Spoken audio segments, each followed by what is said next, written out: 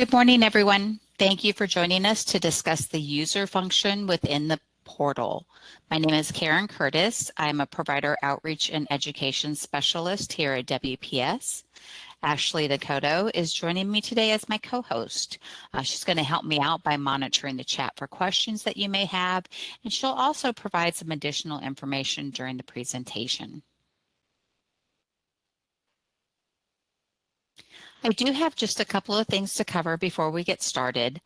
The Training Center webpage is where you can find information related to provider outreach and education team. A copy of today's slide presentation is available for download on the live events page.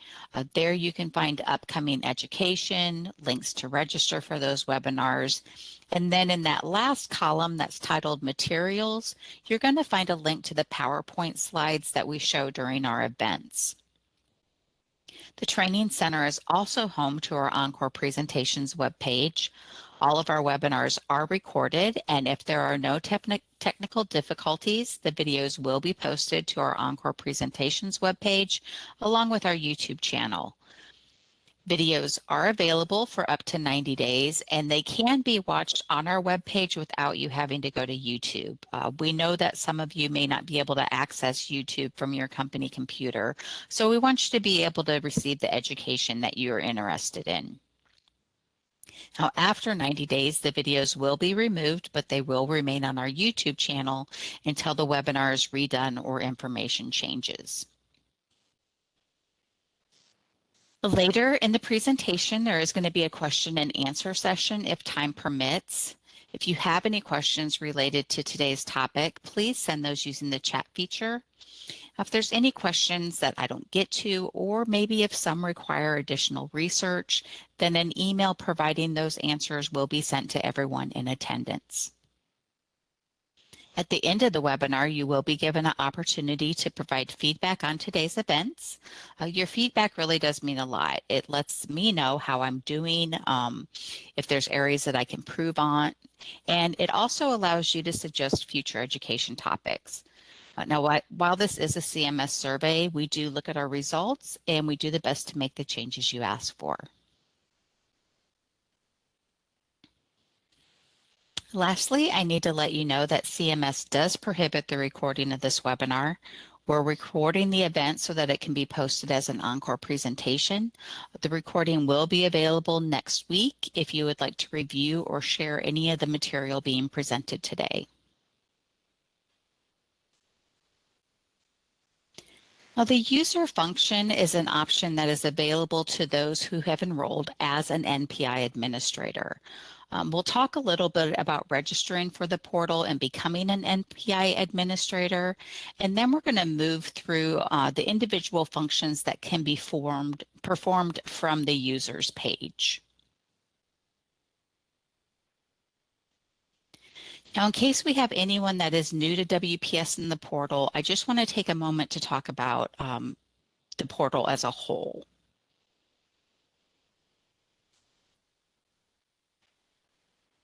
So as the name stated, the WPS portal is a secure network.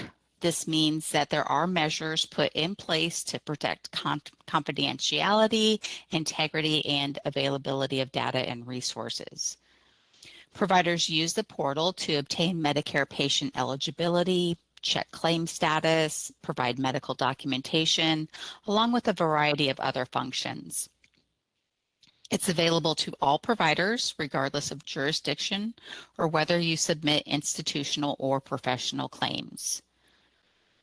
Beneficiary eligibility information is provided using the CMS HIPAA eligibility transaction system known as HETS. Information is provided in real time, so you know you're always getting the most up-to-date information. Now, if you are inquiring about claim status, that data is pulled from the claims processing system. So for providers billing claims on a UB04 or an 837I, this means that the portal's pulling data from the Fiscal Intermediary Shared System, or FIS, to provide claim status. And if you bill on a CMS 1500 or an 837P, then the portal is going to pull data from the multi-carrier system, or MCS. Availability is 24 hours a day, 7 days a week. There are some limitations outside of normal business hours. Now, HETS does not have a defined maintenance schedule, so eligibility checks should not be affected. The claims processing systems, FIS and MCS, typically come down every night. So here's where you could see that some of those functional limitations there. Maintenance is performed weekly from Saturday at 11 p.m. to Sunday at 5 a.m. Central Time.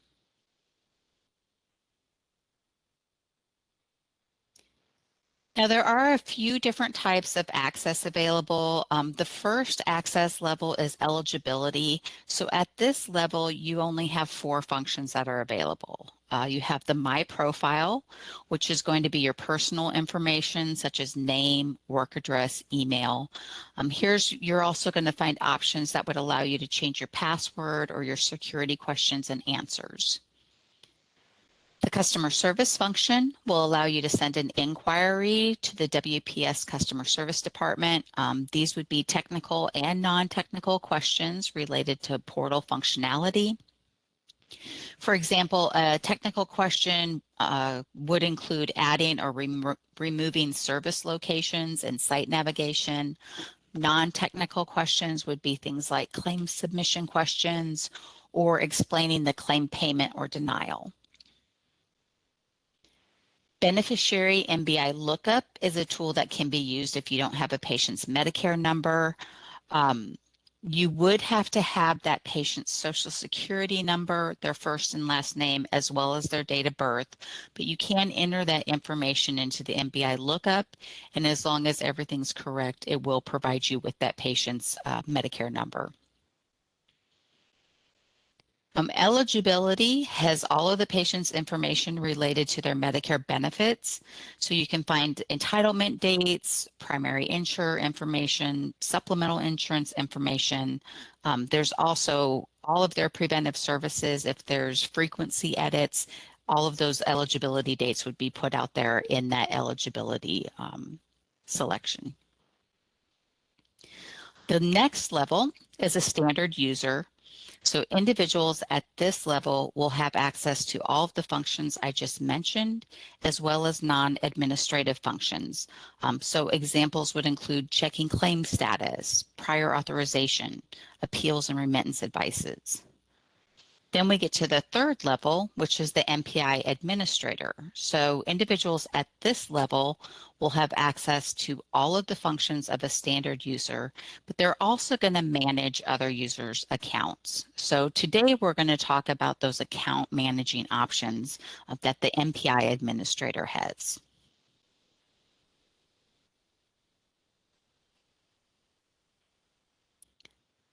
Now, there are a couple of ways to register for the portal. On your home page, you're going to find a registration link under the user ID box. Here you can see that I've outlined it in red. This is going to allow you to self-register. So you will need to have your NPI, PTAN, and TIN ready, as this information is required. Now, there is also a possibility that you will receive a message about registering as an NPI administrator. This is going to occur if the NPI entered has fewer than 5 administrators. So if you don't get this message, all that means is that your organization already has at least 5 individuals in that NPI administrator role.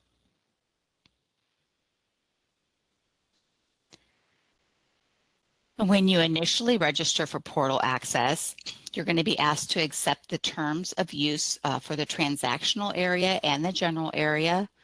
The transactional area refers to specific actions that take place within the portal, such as data transmission or user interaction.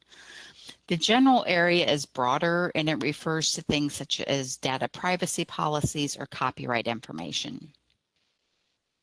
After accepting the terms, then you're going to be moved to the provider access page. And here's where you're going to enter your NPI, your PTAN, and your TIN. If you are part of a provider group or clinic, then you must enter the group NPI and PTAN. You will not be able to register using the individual provider's information. The portal is going to verify the information you entered, and that's when that you might get asked about becoming an NPI administrator.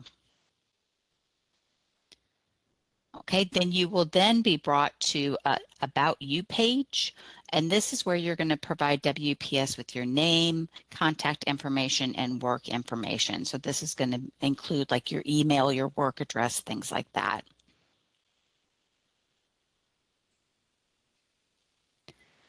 So now let's get into the specific information about the NPI administrator. Now, any NPI that registers in the portal must have at least one NPI administrator. I've included a link to the NPI administrator's responsibility because it is something that you definitely want to be aware of before accepting the role.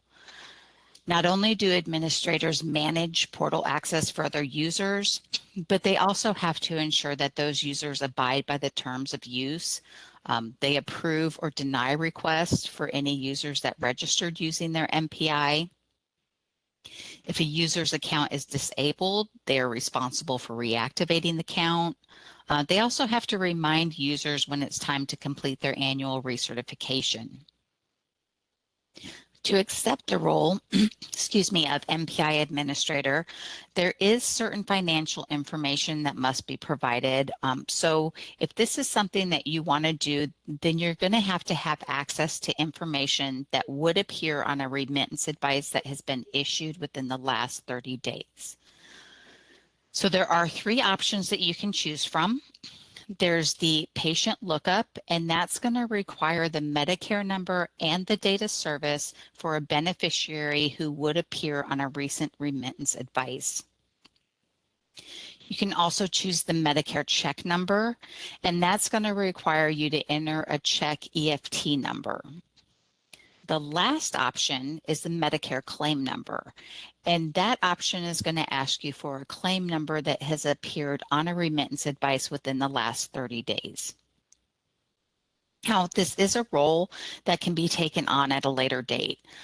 Individuals who have eligibility or standard access can take on the role if more administrators are needed, or if the current administrator were to take a different position and they just can no longer perform the duties.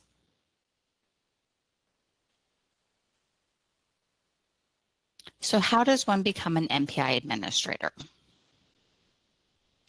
Now, an individual can accept the role during their initial account setup when requesting access to another NPI or when needed by the organization. I mentioned earlier that when you initially enroll for portal access, you will be given the option to accept the role of NPI administrator if your NPI does not already have 5 or more current administrators. Once you've completed the initial setup of your account, you can request access to additional NPIs. So if the new NPI has fewer than 5 administrators, again, you are going to be given that option to accept the role when you're adding that new NPI. Now, there are also times when a standard or eligibility user will need to accept the role as administrator. This, like I said, can occur if an administrator changes jobs or they leave the company, things like that. So if the NPI currently has 5 or fewer administrators, then the standard or the eligibility user is going to remove their access to the NPI, and then they're going to request access again. This is going to trigger that self-registration process of asking you if you want to become an administrator. If the NPI already has 5 or more administrators, then the standard or eligibility user is going to need to contact a current NPI administrator, and then that current administrator is going to have to send a secure message to customer service asking them for a change in that person's level of access. That particular process can take up to 45 business days. So that's something that you'd want to be aware of if you need somebody to quickly accept that NPI administrator role. That is one part of the process that can take a little more time. Now, the title of this slide is a link that will take you to the portal user manual section on registering as an NPI administrator. So for each of the scenarios that I discussed, the manual is going to provide you with step-by-step instructions in case anyone is interested in doing that.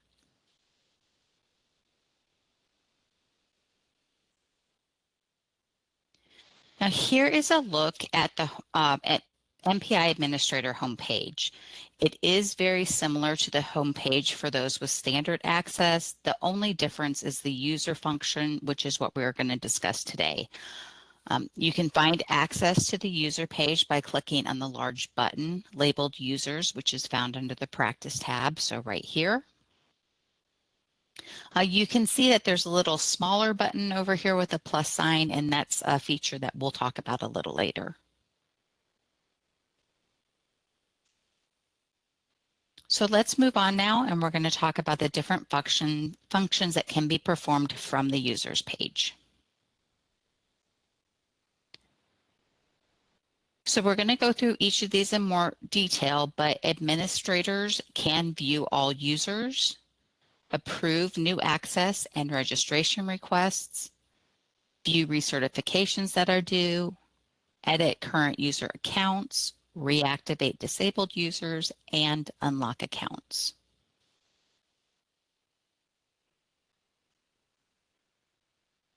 So the administrator's homepage is going to let them know if they have pending notifications and how many.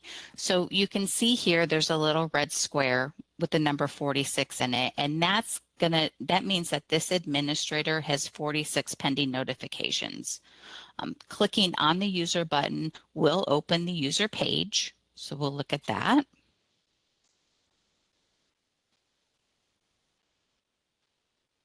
So here the administrator is going to get details on the type of notifications that are pending. So here we see that out of the 46 notifications, 23 of those are registration requests and 23 are locked users.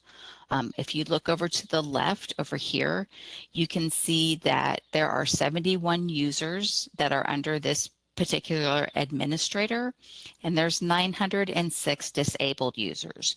Now, all of these screenshots that I have are from a test environment, so the scenarios aren't real, but I did want to at least go in and get screenshots so that you could see what you look like or what that looks like. So I don't know that 906 seems like a lot of disabled users to me, but I don't know if that might be something that's normal.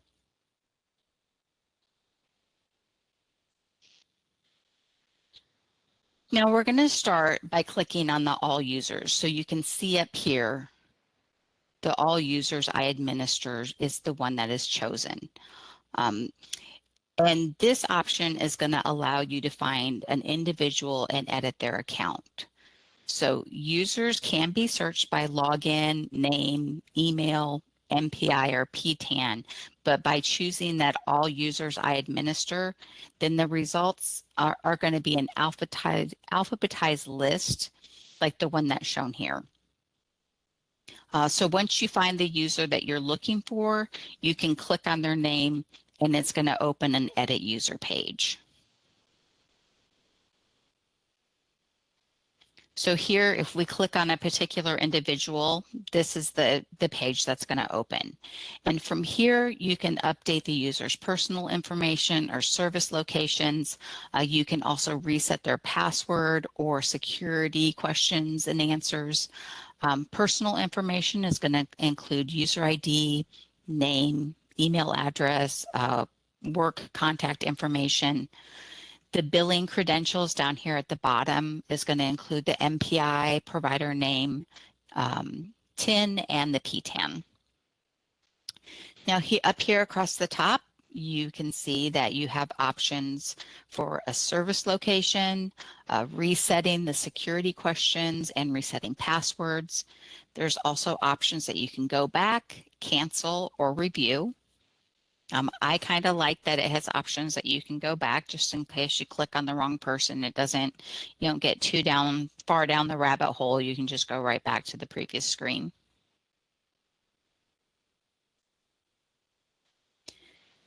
Now here is a look at the first option, which is service locations. NPI administrators are responsible for determining the level of access for each user based on their job duties. Access may also need to be removed if an individual changes jobs or if employment is terminated. So you can see that the screen is going to list the user's current location as well as any additional locations. Administrators have the option of choosing standard eligibility or no access. Access can be changed for individual NPIs. So you can see down here at the bottom, it would list all the additional NPIs and then it has all those options. There's also an option right here to change all. So if it's something that's, if somebody quits or if employment's terminated, then you could easily go in and just click no access and that's going to take it for all of them. But as you can see, it really allows for customized access depending on the user's responsibility for each NPI. After all the changes are made, you're going to click on the review button up here in the right-hand corner, and then after reviewing it, that's when you're going to get the option to save the changes you made.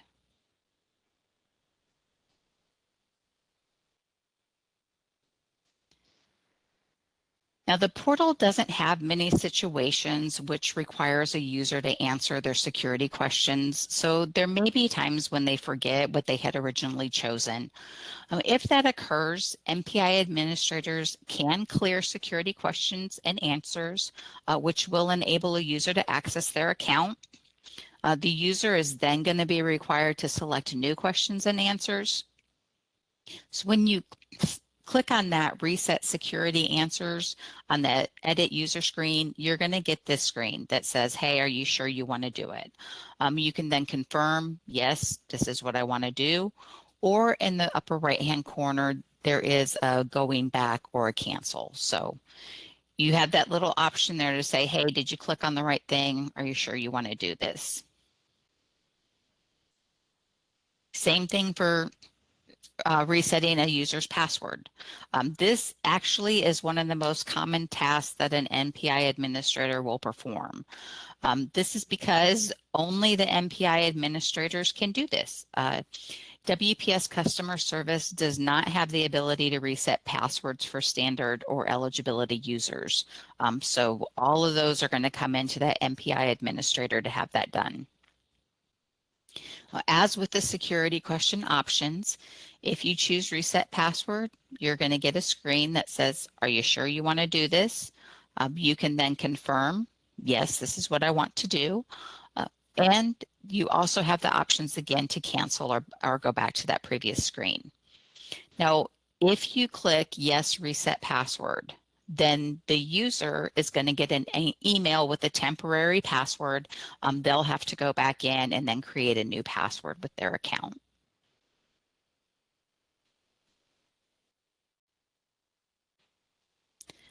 The next function that we're going to talk about is disabled users. There are multiple reasons for an account to be disabled. The most common are not signing into the account at least once every 30 days. Now, our portal team has suggested that people set a reminder on their calendar for every 2 weeks, just to kind of remind you if it's not something you use all the time, just to go in there and log in so that you don't get this disabled account. Other reasons could be not completing the annual recertification before the deadline, indicating that you will not abide by the terms of use during recertification, not attesting to completing your company's annual security awareness training, or clicking disable my account on the My Profile page. Now, accounts that have been disabled for less than a year can be reactivated. If an account has been disabled for a year or more, then the user is going to have to register for a new account. Reactivation is another task that can only be performed by the NPI administrator. WPS staff do not have access to reactivate user accounts. Now, the screen is going to list all the disabled users. It has their access level, status, last login date, and disabled on date. So under the action header, you're going to see this little lock symbol. Now, if you click on that lock symbol, then it's going to take you to this screen right here, asking you to confirm that you want to reactivate the user's account. It's going to list the user's login, their name and email address, and then in the upper right-hand corner is where you'd have the option to confirm. If the action is confirmed, the NPI Administrators screen will let them know that it was successful. And then the administrator and the user are going to receive an email confirmation that the account was reactivated. This also is going to automatically reset users' passwords.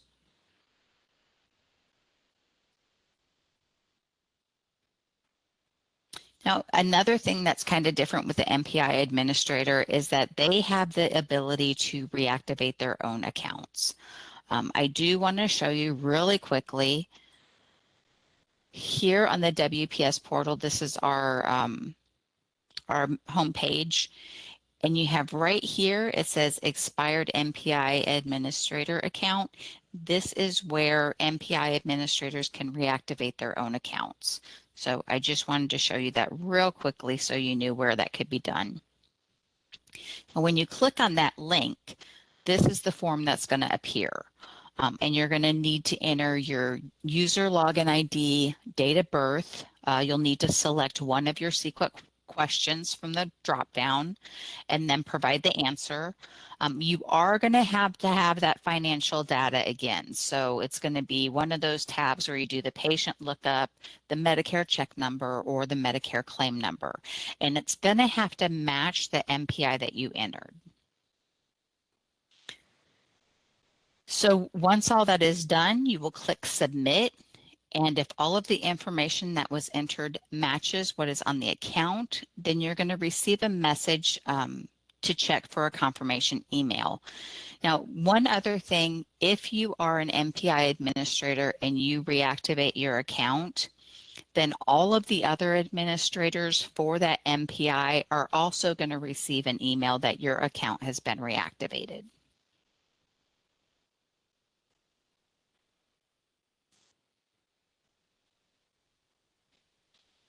So this next one that we're going to look at is here, the registration requests. And when a new user registers for an account in the portal, an NPI administrator must approve the registration request before a new user can access any protected information. In the example shown here, there are currently 24 registration requests pending. This screen is going to show you the user's login, their name, the date of the request, their email, and their phone number. Then under the action header, you're going to have two options. The pencil is going to be to edit the user's information, and then the location icon is going to be where you can approve the request. So if we click on the location icon, it's going to bring up the screen that you see here. The NPI and the PTAN will display, as well as the options for access. So administrators can choose from either standard, eligibility, or no access. Then you would simply click on the Save Changes.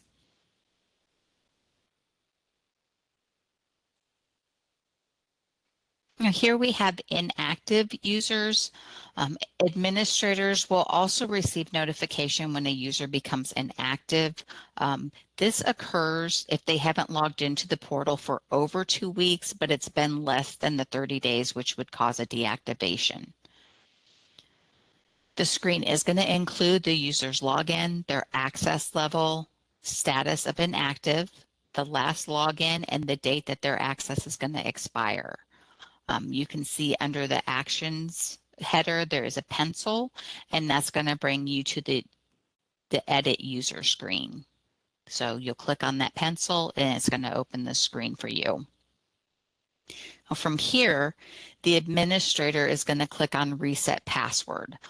Then the user is going to receive a temporary password email and their account will be set back to active.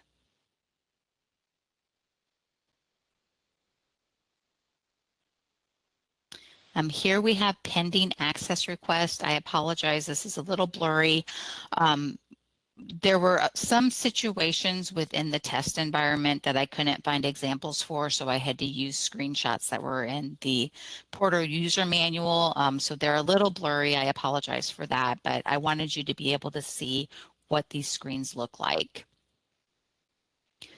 So when an existing user requests access to an additional NPI location, then the administrator is going to receive a notification of a pending access request. The screen's going to show the user's login, name, the request date, contact information, and the TIN. So clicking on the pencil icon under Actions is going to see the new user's request to access. So here's what we're going to have when we click on that pencil. And then you'd be able to choose again what type of access that person should have to the NPI. So we'll do standard, eligibility, and no access.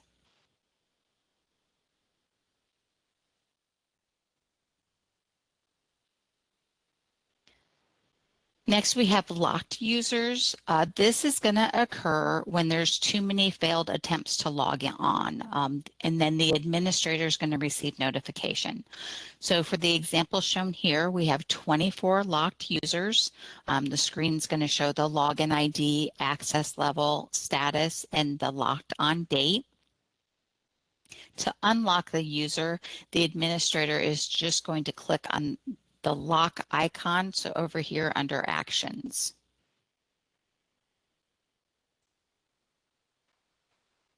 This action is going to reset the user's password. So the admin will need to confirm the password reset. If that is done, then the user is going to receive an email with a temporary password so they can log in.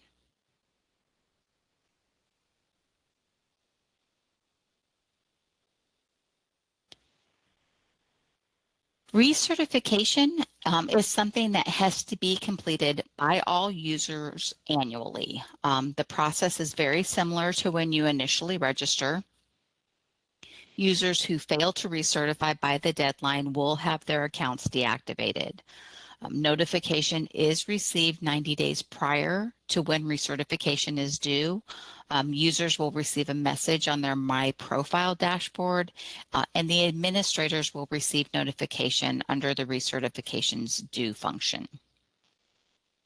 Now, while NPI administrators should remind users that their recertification is coming up, they cannot complete the process for them. So if a user's having problems or having a hard time, they can go to that NPI administrator for help, but again, they cannot complete that process for the user.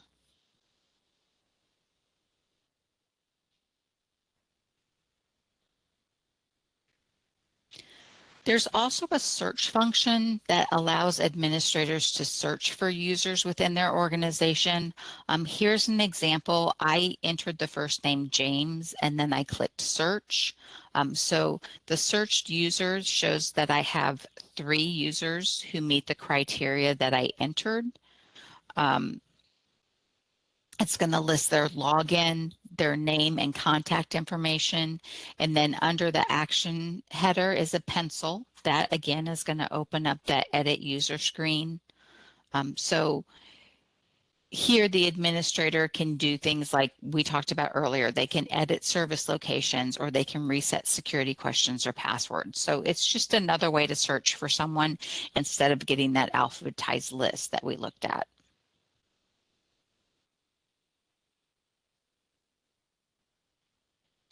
The last function that we're going to talk about today is adding a new user.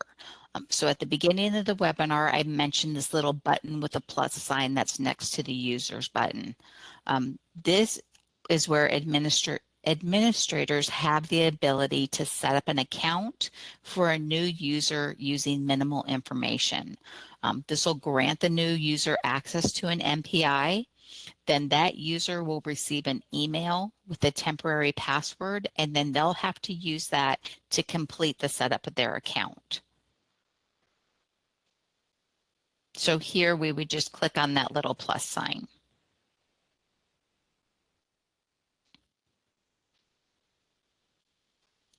Now, admins will create a login for the new user. There is a box that needs to be checked confirming that identity proofing was performed. Identity proofing is required using the government issued identification document, and it needs to contain a picture. So an example would be a driver's license, a passport, state ID card, something like that. Admins should not be creating accounts if the identity has not been confirmed. Next, you would enter the user's name and contact information, as well as billing provider credentials. NPIs must be selected from the drop-down list, and then the corresponding PTAN, TIN, and provider name should be keyed. Now, additional NPIs can be added along with a level of access. Once you click Submit, then the new user is going to receive an email with a temporary single-use password. That way they can go in and they can finish setting up their account. If the account is not set up within 21 days, then it's going to be deleted.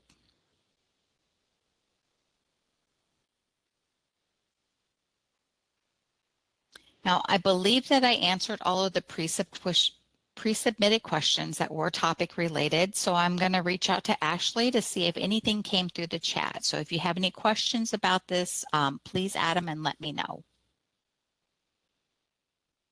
Karen, I do not see that we have any questions in the chat.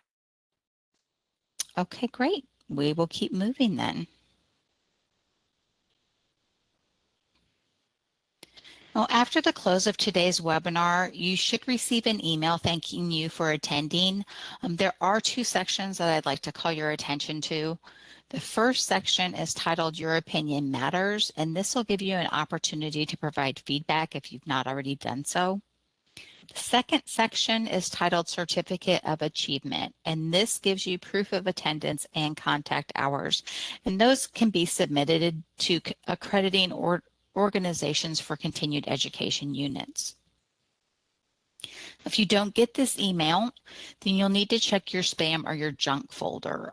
You'll also need to add messenger@webex.com to your safe sender list to avoid issues in the future.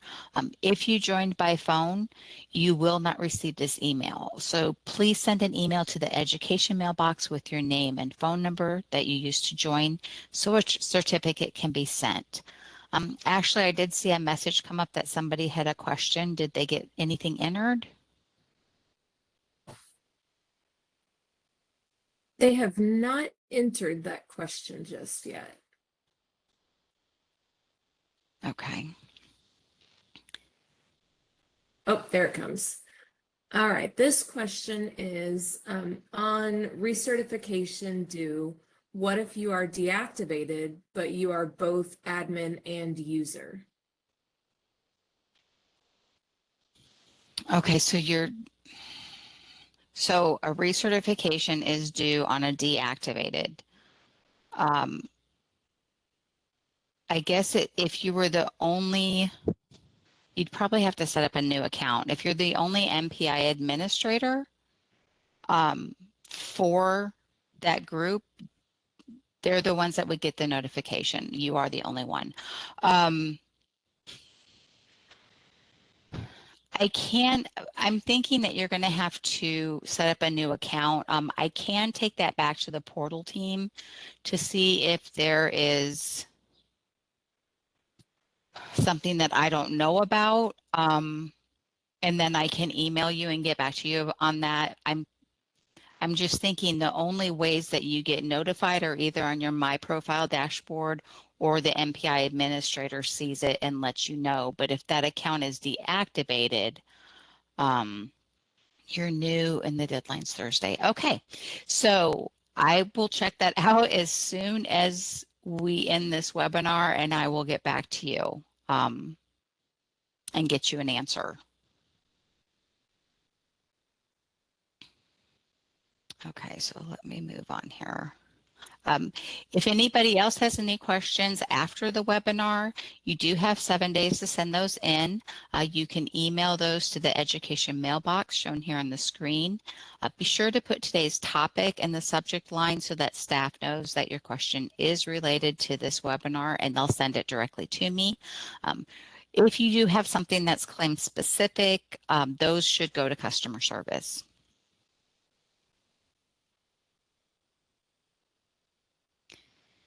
When you disconnect from the webinar, you will be redirected to a CMS survey. I'm also going to have Ashley add a link into the chat. Your feedback really does mean a lot to us. We do review what you have to say, and we do the best to make the changes that you ask for. The redirect does look like what you see here at the bottom. We don't have any control over how this appears, so we just want to let you know this isn't spam, this is nothing malicious. Now, we have made some recent changes based on survey comments. Chapters have been added to our encore presentations in YouTube. So these are time stamps that appear in the description. And it kind of breaks down the webinar so that way you can see what's going to be covered, but it also allows you to jump to certain points of the video that might interest you most. Training indicators was recently added to the description of our webinars. This can help, although a lot of times the title lets you know if it's something you'd be interested in, these training indicators will let you know if the material being covered is clinical, if it's billing related, if it's related to a specific system. So I know in the past a title might have mentioned Part B, but the material covered was outpatient hospital services. So now FIS can be added as a training indicator, and that would let you know if it applied to you or not. I also want to let you know there was a webinar held last month, a Medicare Education Expo that was held last month. It was an all-day event that consisted of 5 webinars related to LCDs and NCDs. These have appeared on numerous surveys as topics for future education, so we had a whole day just on those topics. Now, if you weren't able to attend, the recordings are available on our Encore presentations page and on our YouTube channel. So check those out if that's something that you're interested in. Now that brings us to the end of today's presentation. On behalf of myself, Ashley, and the Provider Outreach and Education team, I would like to thank you for being here today, and I hope that you will join us for future events. You may now disconnect.